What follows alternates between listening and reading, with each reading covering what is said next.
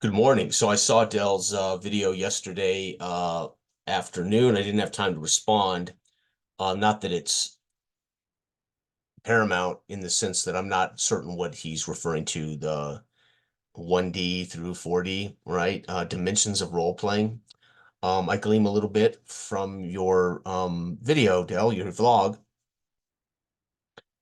that one is beer and pretzels up to four, which is um, you know, uh well, let's put it this way. I got your one, beer and pretzels, and I got your three, role play at all costs. Uh, two and four sound like they're progressions up through those steps. Four, you kind of discussed this more player involved or more player control, player directed. I'm not certain exactly what this D1 through four is. And to be honest, all of this conversation has from day one. 14 years ago when I came on and joined the community and did recaps of what I was doing and talked about what we were doing and slowly got involved in the role playing conversation on a larger, deeper thing. There were times where much of this stuff smacks of elitism, right?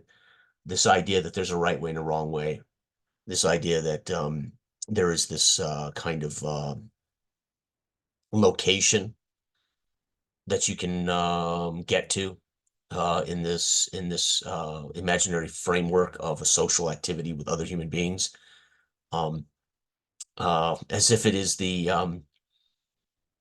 method acting way of role playing, which again, acting is a discipline, and method acting is a particular way of pursuing the art of acting.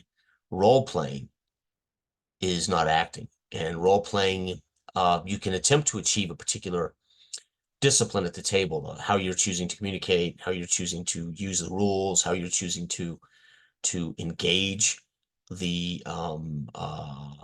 communication between human beings. And that starts, I think, with what you choose to play, who you choose to play with, and how you're going to go about agreeing beforehand on communication. I try to be in character. I try to exist in character no matter what I'm doing. Even Dragon Slayer, although I will seamlessly discuss meta speak with the guys, I might be doing so from Fez, right? And what I mean by that is I don't have to leave my character to even to use game term for communication with Eloy, um, because I treat it as if Fez is just asking the question: Is the door open? Is the door locked? Can I pick the lock? I mean, so, but ideally, I mean, I've been lucky since coming to YouTube and meeting people online from 2010 and having the chance to actually role play in some sessions where I was in character and we did very little meta speech. We did almost everything from a character's first person accounting, and description was solely down to that first person. I have to tell you, I'm grabbing the keys from the desk, and I've been there. I've been lucky enough to have some sessions like that. I've had plenty of sessions, even with complicated games, where I was, again, mostly in character. But again, I've said it before, there's role playing and then there's role playing games. And role playing games for me aren't the same as role playing. And role playing is not acting. Um, and there's multiple disciplines. Are we just adhering to the discipline of the rules? Are we casual and informal about the rules? Are we casual and informal about what kind of speech we're using? Are we casual and informal? And that I mean, I enjoy casual and informal.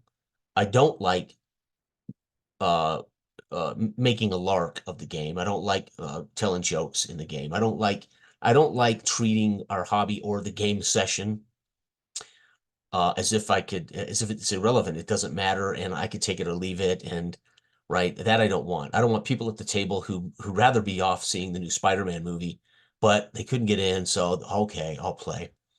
I don't want that kind of casual. What I mean is we're laid back, we're with friends, and we are attempting to treat the session and the fiction with integrity and with gravitas. Um, uh, there are certain preferences I definitely have.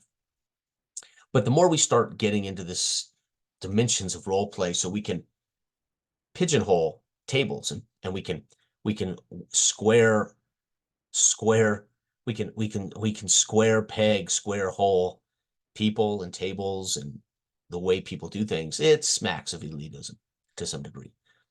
And as you kind of allude to in your video, um, uh, when we begin to define these things, we limit our space. So if I did come up with a definition, a keyword, a term, a code word for my group, gentlemen, we are going to play Tuesday night, Dark Age of Man, and we're going whatever code word, right?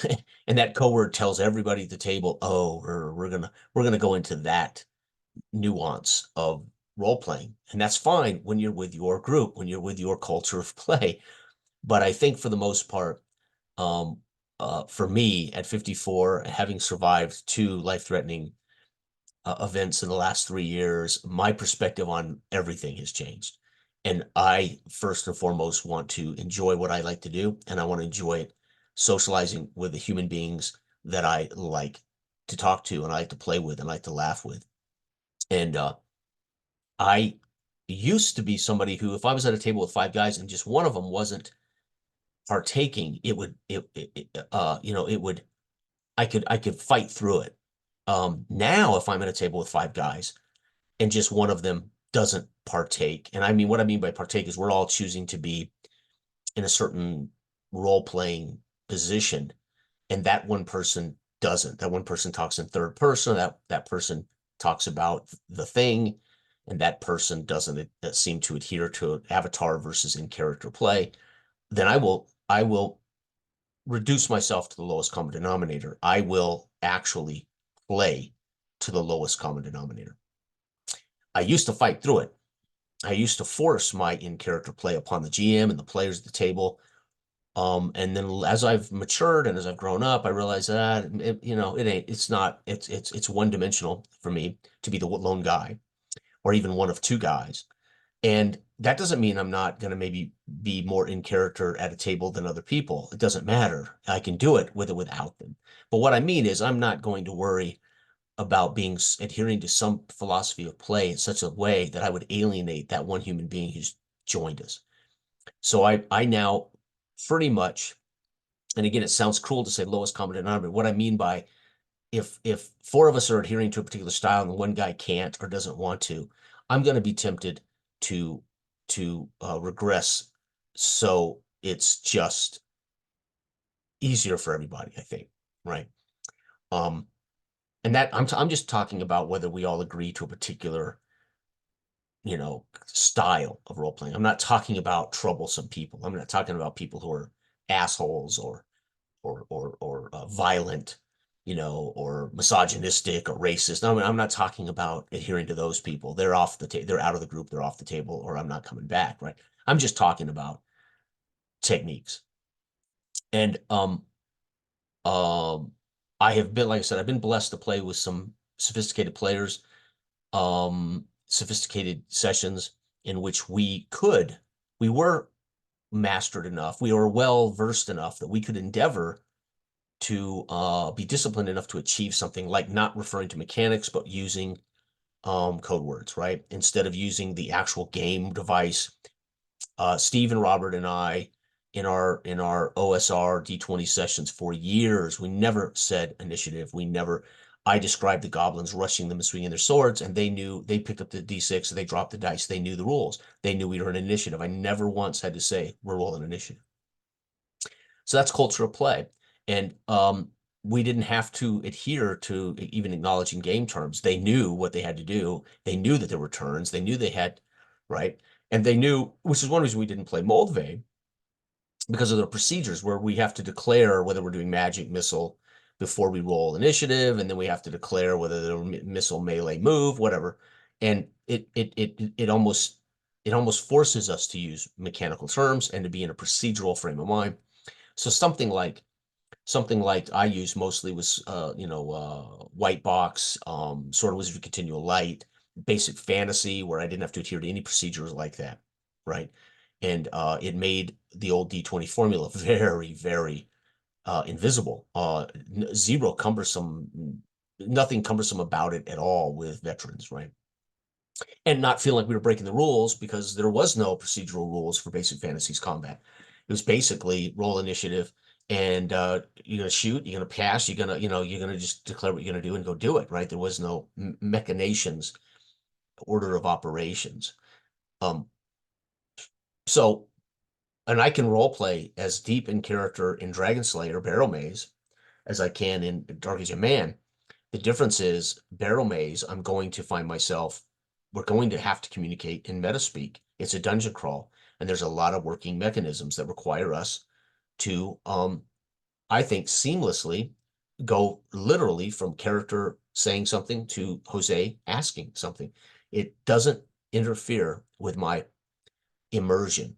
It doesn't interfere with me being Fez in the front row, Fex in the front row, facing a door, right? An obstacle. It doesn't bother me that Jose or anyone, myself, drifting from Fex saying something to the group to me saying I'm gonna check the door to see if I can open it, right? So it just doesn't bother me, right? Um, so I don't know what the dimensions 1 through 4 are, what D1 or 1D or whatever all that is. Um, uh, and it seems to me I'm reading this book, The Elusive Shift. None of this is new. None of this is new. What was new was that this thing was invented and put out there for the mass public, in the form of old school Dungeons and Dragons, in which people said, "Wow, this is not a war game. This is something else. It's like a role playing game." And they defined the term role playing, so to speak, at the time. They didn't define the term role playing in psychological terms. What is role playing when you role play? When you're asked to role play to teach, or you're asked to role play with your wife in counseling, or you're asked to role play with a counselor so you can know how to talk to your teenage child. Role playing is a tool. It's a thing that people use, right? Role play gaming is the same concept that we're playing with games, and we're role playing an elf who is trapped in a box. And it's just not that complicated. Uh, I've said before, for me, the dimension one would be beer and pretzel, pop culture jokes, references, Monty Python jokes. Nobody cares what's happening. It's too casual. That I don't like. I don't want to be a part of that. And then there's 4, which to me could borderline on delusional, LARPing. And I don't want that. There's a happy medium for me. Maybe it's 2, maybe it's 3, if I understand which the 4 are. I mean, again, no idea what 4 is. But let's say if we're looking at it as a scale, it's going to be, for me, the sweet spot is going to be, somewhere between 2 and 3. It's going to be, maybe hovers more around 3 for certain games, really simple games, or games that don't require a lot of mechanism talk, game speak talk. And then it's going to be 2 for my game of choice. And that's the D20 old school formula that has rules. And it's going to require me to say, I'm going to hide in shadows, pick locks, or I'm going to cast sleep, and it's going to require some meta talk. And I can sit beautifully in a comfortable sweet spot of both into character now, out of character for mapping questions, right? Into character for talking to the king, out of character for asking Jose if he has torches, right? Or I could in character ask Jose if he has torches. So I don't really leave character, to be honest. I mean, once I get into character, everything I do is from Fex's position. Even if I'm having game talk with Eloy, I'm actually not distinguishing myself differently than Fex. I am Fex. Therefore, I just ask a question as Fex, so to speak. And I don't mean I am Fex like method acting, where if you said, Jason, what are you doing Tuesday night? Hey, you want to play again Tuesday night? That I would, who's Jason? None of that kind of nonsense, right? So I don't know. But anyway, that's my take. I think I'll start with this. D for me means discipline. And we start with what game are we playing and what's our discipline? What's the discipline of the game? The rules and the people that are going to play as players and GMs. What's the discipline of the game and the system? And are we going to be disciplined to the rules and to the hard and fast roles of a GM and what his role or her role is, and players, what his or her role is as a player at a game, at a table that's socializing? Then there's the next discipline. Are we going to show up on, is it every other Tuesday night? I mean, we're talking about all of these pieces that are disciplines. Then the very last piece is concerning myself at this stage of my life with, is everybody at this table in character? Have we all agreed we're not going to say roll initiative? That's the last piece. And 90% of the time, I'm not concerned with it because this is first and foremost social. We talk all the time about inclusivity and inviting all kinds of people to adhere and to play and to enjoy and to share. Well, that also starts with these ideas of what dimension of game am I trying to get to? And it's easy for me if there's a group that does a lot of beer and pretzel. I'm not gonna try to change them, and I'm not gonna attempt to say let's do this, or hey guys, why don't you try that? I'm just not gonna play with those guys, right? Even if we've had a great time, it's not so much that. I mean, that's for the time I'm putting in. I don't want it to be constant jokes and nothing nothing matters, nothing counts. We can take it or leave it. We could all go to the football game and just blow this off. And no, I want people to prioritize this activity for 2.5 hours. It's all they want to do, and it's all they care about, and it's important to them. So beer and pretzel. But there's different levels of beer and pretzel. I would argue we've had some Joth games that were very fun and light and casual, but we didn't make a joke of the game. We didn't treat it as if it didn't matter and who cares, Todd? Screw you and your world, Todd. Never made Todd feel like he was wasting his time.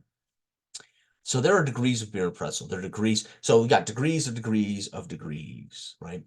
So that's my take. And again, I'm completely ignorant of what this conversation is. Dell, I've just seen your video, Dell, and I hear that you saying you want to hear my take.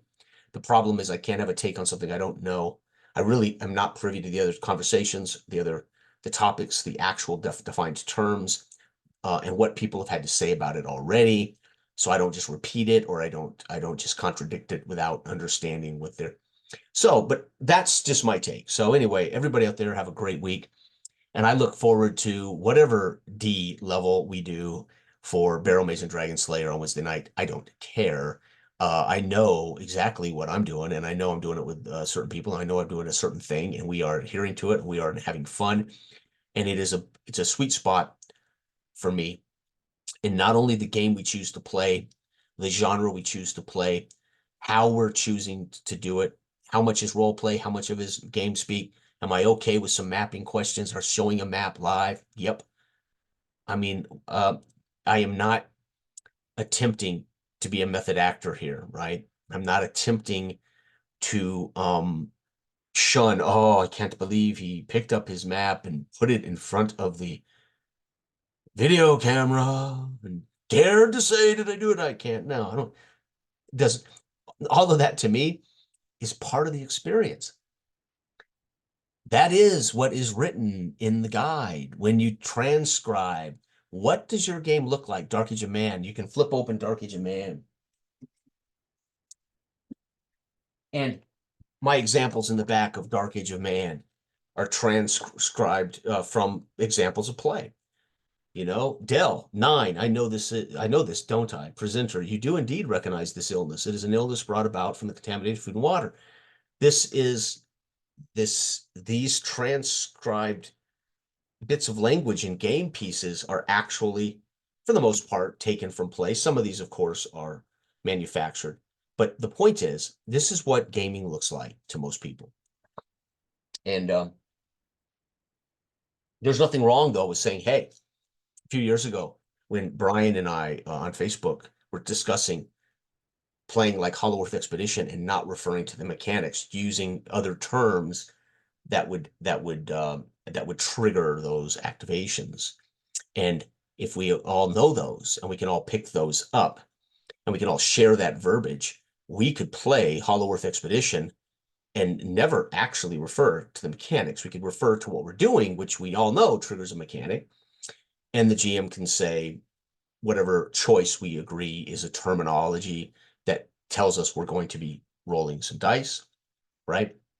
And I just tell whether I've passed it or failed it by how I narrate the next moment, handing it over to the hot potatoing the dialogue or the description or the narrative back over to the GM so I can get the pertinent, the actual feedback that is appropriate for my pass fail mechanic or my level of pass fail mechanic, right? So yeah, there's many ways to do this thing, and culture of play dictates that much of that. So if I were to say, hey, this is how we play, this is what we do at our table, and we've been playing together for 32 years, and people go, holy cow, that's you're grading every game you see by what you've done for the group of people for 32 years.